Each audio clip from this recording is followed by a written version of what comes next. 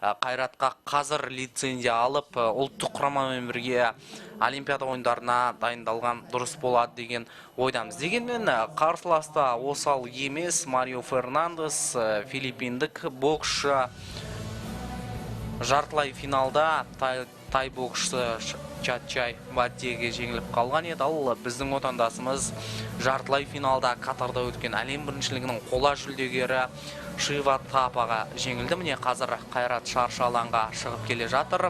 Бапкерлеріміздің барлығы да осы жерде: Мырзағали Айтжанов, Нұрғали Сафиуллин, Марат Жақиев.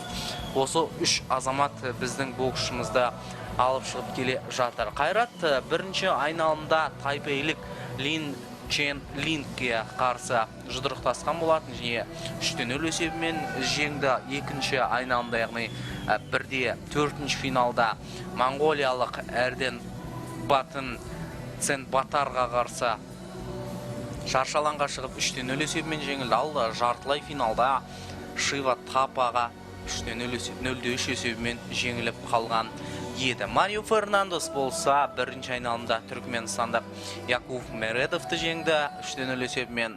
Екінші айналымда Мухаммед Аль-Вадиді жеңді Иорданиялық. Ал үшінші айналымда Чатчай Баттидан жеңіліп қалды. Майкл Галлахер назарларыңызда ирландиялық қазы бұл жекпе-жекке төрелік жасайтын болады. Қайрат Ералиев бұл додаға 4-ші номерлі боксшы ретінде қатысқан. Ал жалпы бұл салмақта көш басында ирландиялық әлем чемпионы Майкл Конланның келе жатқанын білеміз. Біздің отандасымыз 12-ші, бүкіл әлемдік рейтингте 12-ші сатыға жайғасқанда айта кеткеніміз жөн болатын шығар. Ал Марио Фернандес болса 22-ші сатыға тұрақтаған екен. Соңғы Азия ойындарының қола жүлдегері Қайрат Чатчай Баттиға жеңіліп қалған еді.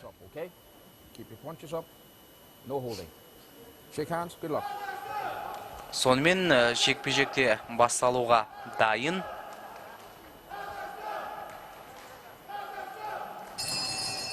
Бірінші раунд басталды. Әрине, бүйрегіміз өзіміздің отандасымызға бұрады. Қайратқа лицензия алса екен дейміз. Дегенмен филиппиндік боксшыда оңай қарсылас емес. Бірінші мәрте кездесіп жатыр. Өте жақсы сайыс деп. Жанға шығып Қайрат қазір қарсыласқа бір соққысын дөп өткізді.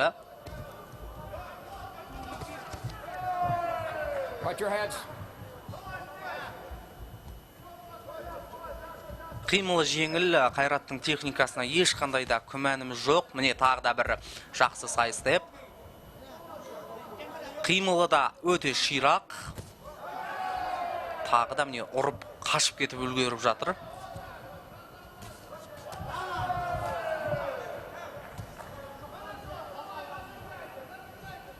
Деңгей жағынан, техника жағынан бұл жекпе-жекте Қайратқа ешқандай да күмән жоқ. Тағы да бір соққы. Оң қолмен, сол қолмен дарыта білді. Тұп-тура тұмсық шекеден. Бастысы енді осы тактиканы соңына дейін ұстанып, күшін 3 раундқа бөле білсе екен деген ойдамыз. Қазақстан құрамасы бұл Азия біріншілігіне 22-ші, бұл лицензиялы додаға 22-ші наурызға аттанған еді. Жақсы бір соққы Қайраттың орындауында тағы да. Қашып жүріп қарсыластан өзінің соққысын дарытып ұпайын түгендеуде. Тағы да қарсыласты жанға жақсы өткізіп жіберді. Оған дейін Алматыдағы Аибаның академиясында дайындалды. Түрлі ұлттық құрамалармен жолдастық кездесу өткізді.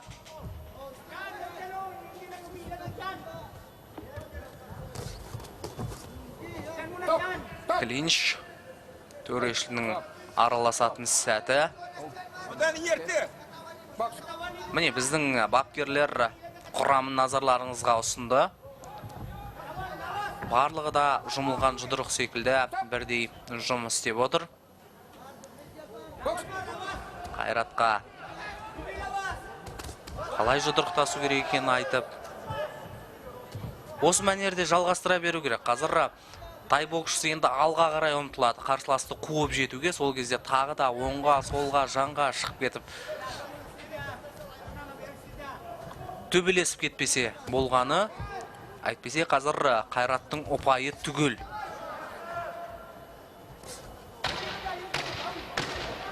Алты жігітіміз барды. Міне тағы да бір соққысы. Ералиевтің қарсыласқа дөп тигізген 6 жігітіміз барды. Әзірше 4 боксшымызда лицензия бар. Енді бүгін тағы да 2 батырымыз лицензия алады деген сенімдеміз. Бірінші раунд аяқталды, қадірменді көрермендер. Ералиев және Марио Фернандес арасындағы.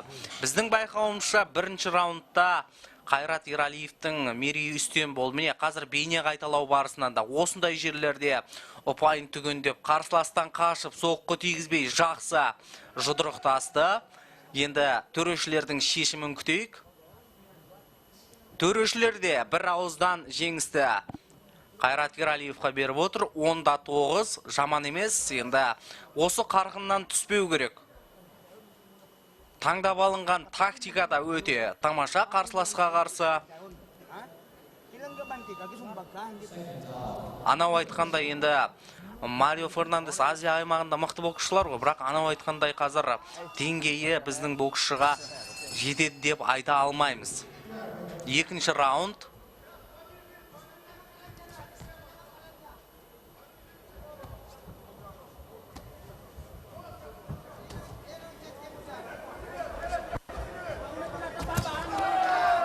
Екінші раундта да Қайрат сол сценариймен жұдырықтасып жатыр.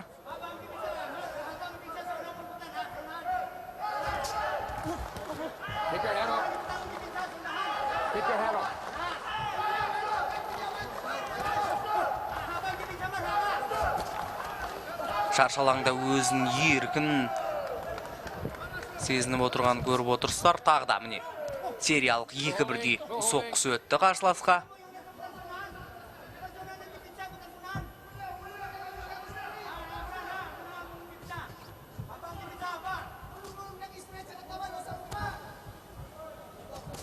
Қимылы өте керемет. Ұрады, соққы аймағынан бірден қашып кетіп, қарсыласты тағы да күтіп алуға Қайрат сақадай сай дайын болып тұр.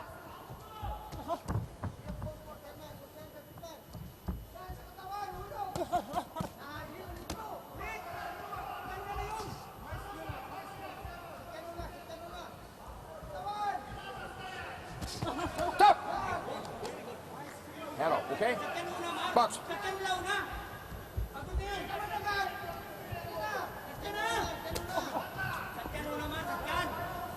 Осы бір тактикасы Ералиевтің, яғни қарсыласты жанға шығарып, сайстеп жасап өтуі бірнеше мәрте жемісін алып келіп отыр. Қарсыласқа осы бір әдіс арқылы бірнеше соққы дарытып үлгерді. Екінші раундтың соңғы минуты. Қайратта бүкіл әлемдік бокс сериясында өнер көрсеткен, сондықтан да 3 раундқа күші жетеді деген ойымыз бар. Соңғы мәрте Рабейси Рамиреспен кездескен болатын, кубалық жеңілген еді. Оған дейін Андрианик Григорянды жеңген. Соңғы 30 секундтық жұмыс істеу керек қазір.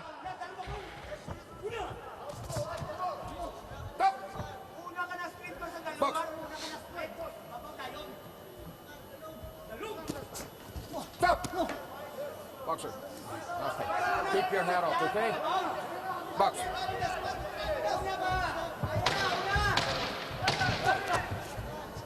No holding.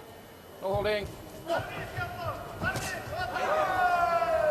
Екінші раундта аяқталды. Міне екінші раундта Ералиев есесін жіберген жоқ.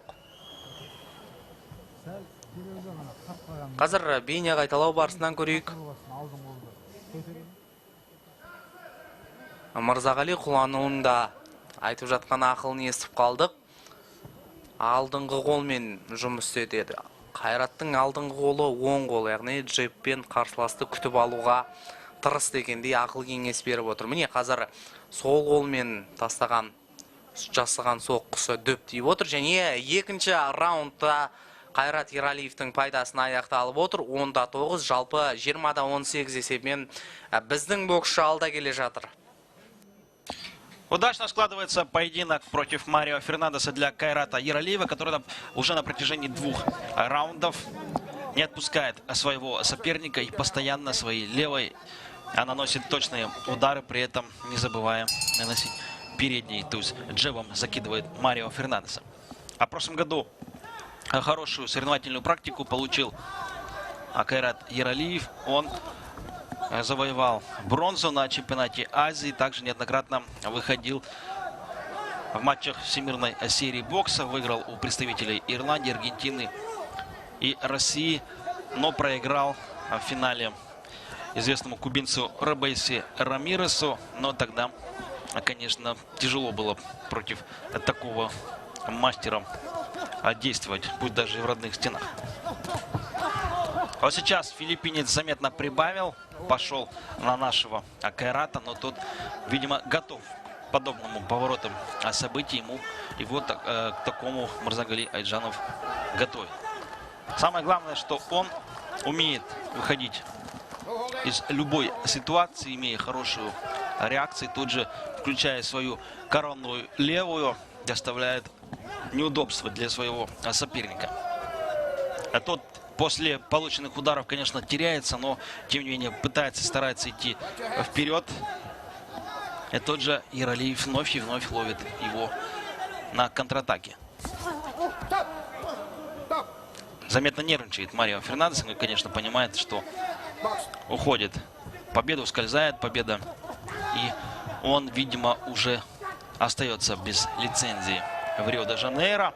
Конечно, многие вчера Кайрата Ералиева критиковали, говоря о том, что есть и другие, скажем, казахстанские боксеры, конечно, наседают на Ералиева. И Дидар Утильбаев, ставший в прошлом году чемпионом в спартакиаде Казахстана, и Нурбол Колжанов есть. Но пока Ералиев не дает никакого шанса. И сейчас близок к тому, чтобы завоевать лицензию. В Рио-де-Жанейро остается совсем немного. Лишь 1 минута отделяет Кайрата. Да, подустали оба парня, но надо заметить, что Ералиев в первых 2 раундах был достаточно свеж, учитывая долгую турнирную дистанцию этого соревнования. Тем не менее, он выглядит молодцом. Сейчас самое главное действовать в подобном темпе и не отпускать своего соперника, не позволять наносить точные удары.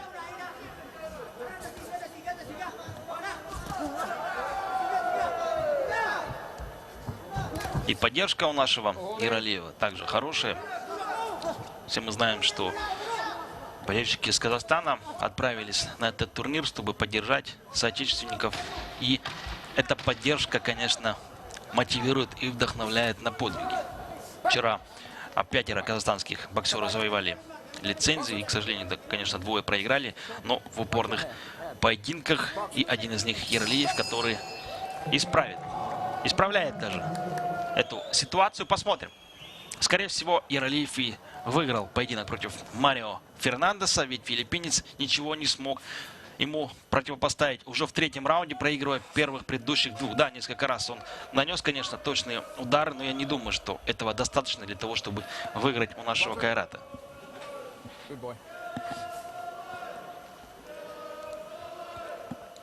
Вот смотрим, как пытался подловить на контратаке Ералиев своего соперника, и этот момент настал.